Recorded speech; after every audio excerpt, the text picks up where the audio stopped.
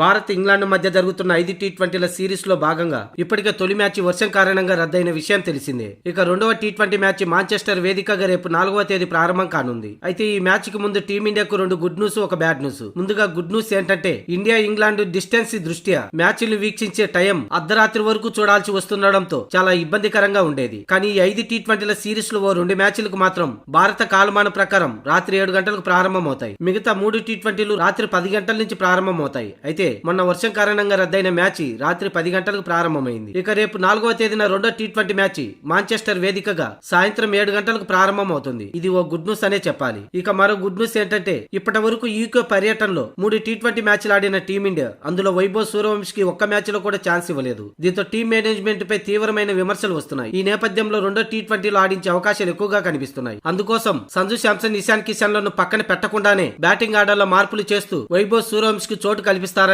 తెలుస్తున్న సమాచారం. ఇక మరో బ్యాడ్ న్యూస్ ఏంటంటే ఇంగ్లాండ్ తో తొలి మ్యాచ్ లో టీమిండియా 189 పరుగుల భారీ స్కోరు చేసింది. ఇంగ్లాండ్ బౌలింగ్ వైఫల్యం కారణంగానే టీమిండియా భారీ స్కోరు చేసిందని ఇంగ్లాండ్ టీం మేనేజ్మెంట్ భావిస్తుంది. ఈ నేపథ్యంలో రెండో టీ20లో జోఫ్రా ఆర్చర్ ను తుది జట్టులోకి తీసుకోవాలని చూస్తుంది. తొలి మ్యాచ్ కి అతనికి విశ్రాంతినిచ్చారు. దీంతో అతడు తిరిగి జట్టులోకి రావడం ఇంగ్లాండ్ బౌలింగ్ యూనిట్ బలపడే అవకాశం ఉంది. ఈ మధ్య జరిగిన ఐపీఎల్ లో జోఫ్రా ఆర్చర్ అద్భుతంగా బౌలింగ్ చేసిన విషయం తెలిసిందే. దీంతో సూపర్ ఫామ్ లో ఉన్న అతను న్యూజిలాండ్ తో జరిగిన టెస్ట్ సిరీస్ లోను ఎక్కువ వికెట్లు తీసి ప్లేయర్ ఆఫ్ ది సిరీస్ గాను నిలిచాడు. దీంతో సూపర్ ఫామ్ లో ఉన్న జోఫ్రా ఆర్చర్ ఈ రెండో టీ20లోకి ఇంగ్లాండ్ జట్టు బరిలోకి దింపనుంది. ఇది కాస్త టీమిండియా బ్యాటింగ్ లైనప్ పై ఒత్తిడి పడే అవకాశం ఉంది.